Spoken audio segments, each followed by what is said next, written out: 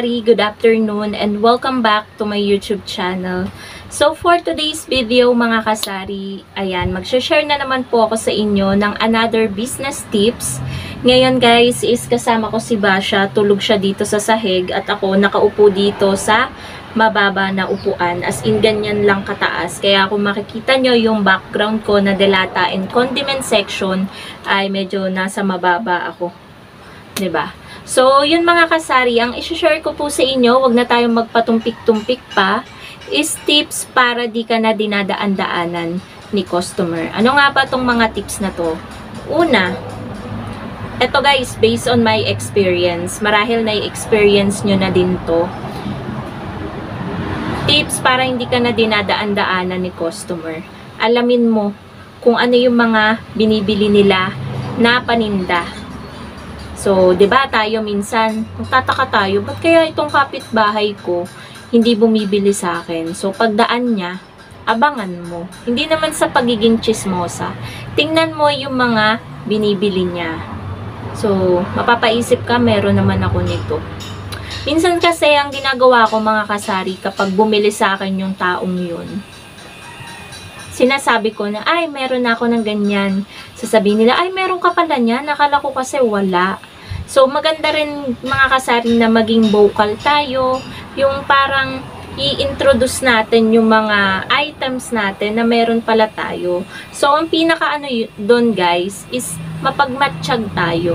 'Di ba? Malinaw yung mata natin kapag dinadaanan tayo ni customer. At least 'di ba sa susunod na pamimili nila, hindi ka na nila dadaan-daanan kasi alam nila na meron ka na noon. Kasi minsan guys, kaya tayo dinadaan-daanan ni customer, minsan nahihiya sila na magtanong, ganyan. Kaya pumupunta sila sa ibang tindahan. Minsan naman, ang nagiging problem dyan, tinitingnan nila yung mga paninda mo kapag hindi nila nakita yung hinahanap nila, hindi naka-display pala, hindi mo dinidisplay. Minsan kasi nagiging pipe yung mga customer, ayaw nila na nagtatanong. Basta pag punta nila sa tindahan mo, iikot-ikot yung mata nila, kapag hindi nila nakita, ay pupunta na sila sa ibang tindahan. Minsan kasi nahihiya lang din talaga yung mga customer, kaya kailangan nating maging talkative, 'di ba? Introduce natin na meron tayo nung mga hinahanap nila. And second, mga kasari, tips para hindi ka na dinadaan-daanan. Syempre, kapag one time pumunta na sa'yo si customer, nakapag-vlog ako guys ng dire-diretso kasi ngayon ay patay na oras. 1:48 PM. So, mamaya pang alas 3 may bibili ng merienda. Kaya ngayon, pa isa-isa lang yung bumibili. So, ayun na nga. Kapag pumunta sila na isang beses, tapos meron silang na-request, tapos wala sa'yo, the next na pamimili mo, or bilhin mo na agad. Ganon, kapag may wholesaler naman dyan na malapit sa'yo, tapos alam mo na meron nun yung hinahanap ni customer, bilhin mo na agad. Para pagbalik ni customer, meron ka nang mau-offer sa kanya, meron na yung hinahanap niya sa'yo, hindi na siya pupunta sa iba, hindi ka na dadaan-daanan. So, yun guys, yung second tips. Wala akong nakalista dito guys, parang pinaka-title lang yung nakalista dito. Talagang yung mga sinashare ko lang sa inyo mga kasari is yung mga na-experience ko, paano yung ginagawa ko, ganyan. So, third, ano pa ba? Siguro more on kompletuhin mo halos yung mga paninda mo, lalo sa mga basic needs. Alam ko basic na to, dapat naman talaga kumpleto. Pero 'di ba yung ibang tindahan guys, hindi kumpleto yung mga paninda nila. So maganda siguro na kahit pa konti-konti bilhin natin yung mga bagay na alam niyo yun, yung hindi masyadong mabenta. Kahit isa, dalawa, bumili ka nun. Kasi pag may naghanap talaga ng mga item na ganun, for example, karayom, 'di ba? Yung ibang tindahan hindi nagtitinda ng karayom.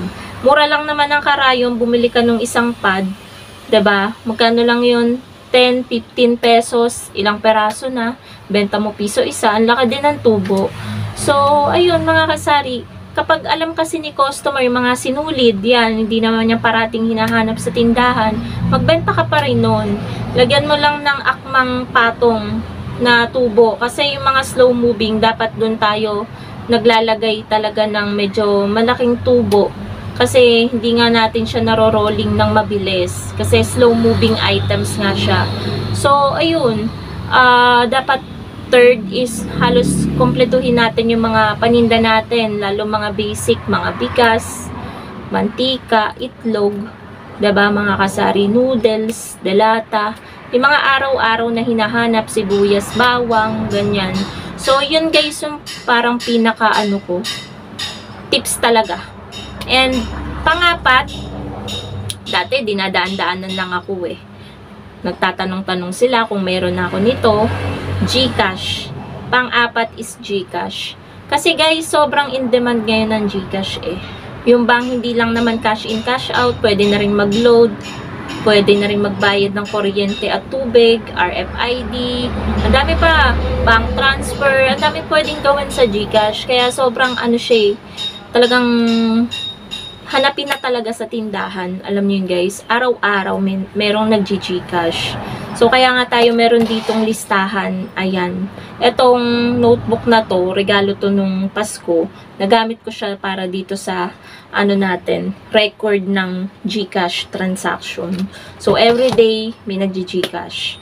May time na mahina, may time na malakas, ganyan. So hindi nawawalan, hindi tayo nasisiro. Kaya guys, pang-apat is para hindi ka nadaan-daanan. Kasi dati, danas ko yan mga kasari, wala akong GCash. At hindi ako interesado kasi noon takot talaga akong mag-ano ng GCash. At wala pa din akong idea sa kalakaran ni GCash. Pero nung naaral ko na at alam ko na yung mga dapat gawin, nag-add na rin ako ng GCash. Kasi nalaman ko na malaki din ang kita sa GCash.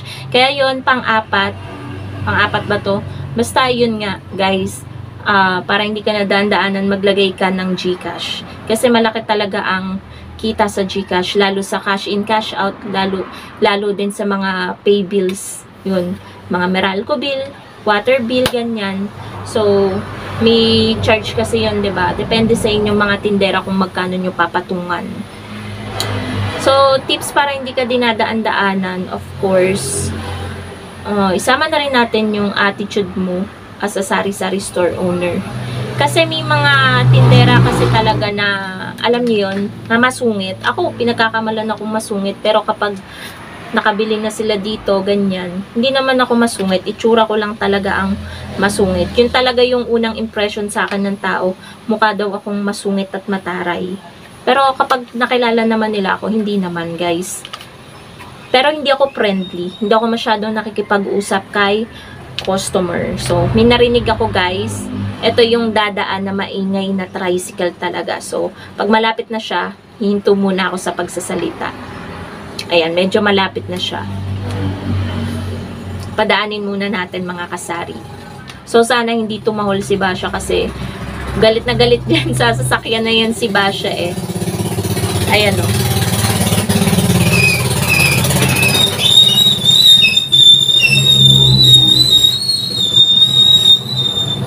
sakit sa tenga ng preno niya. Grabe. Buti hindi guys tumal si Basha kasi katabi ko lang ngayon si Basha. Natatakot kasi siya sa kulog guys. Kaya ayan, nakababa yung buntot niya. Siya, naku-curious, ganon. So, kailangan lagi tayong may GCash. And ano pa ba, para hindi ka daan-daanan. Yun nga, about sa ugali ni customer. Kailangan talaga guys, magaling tayong makisama sa ating mga customer. Kasi yung iba talaga umiiwas sa mga tindera na masungit, ganyan. And sumunod naman, para hindi ka na dinadaan-daanan, i-make sure mo na lagi kang may panukli. Kasi ang mga customer guys, alam nila yung tindahan na may mga panukli at yung tindahan na laging walang panukli. Ito, tindahan ko, masasabi ko na laging may panukli. Pero ngayong time na to, wala ako guys, halos panukli. Kasi, naubos kahapon. Talagang ang daming pinalitan ko guys ng 1,000 peso bill, 500 talaga. Minsan nga may bibili lang ng 20 pesos, 500 yung bayad. Minsan naman 1,000 pesos yung binabayad, 50 pesos na load lang. Pinapalitan ko yan kasi sayang yung kita. Pero ayun, may time talaga na nauubusan tayo ng panukli. Kanina nga guys, may naglo-load. 500 yung pera niya, 50 pesos, wala talaga akong panukli. So, yun na talagang dito nagpapaload. Sabi ko, wala talaga po akong panukli.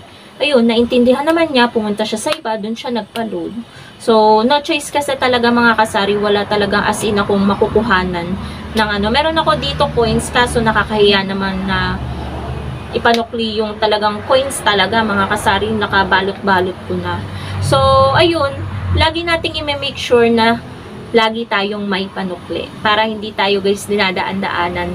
Kasi ang customer guys, kapag alam nila na buo yung pera nila, tapos may panukli ka, sa'yo talaga pupunta. Pero pag alam nila na wala kang panukli, lalagpasan ka talaga nila. Kaya make sure na lagi po tayong may panukli.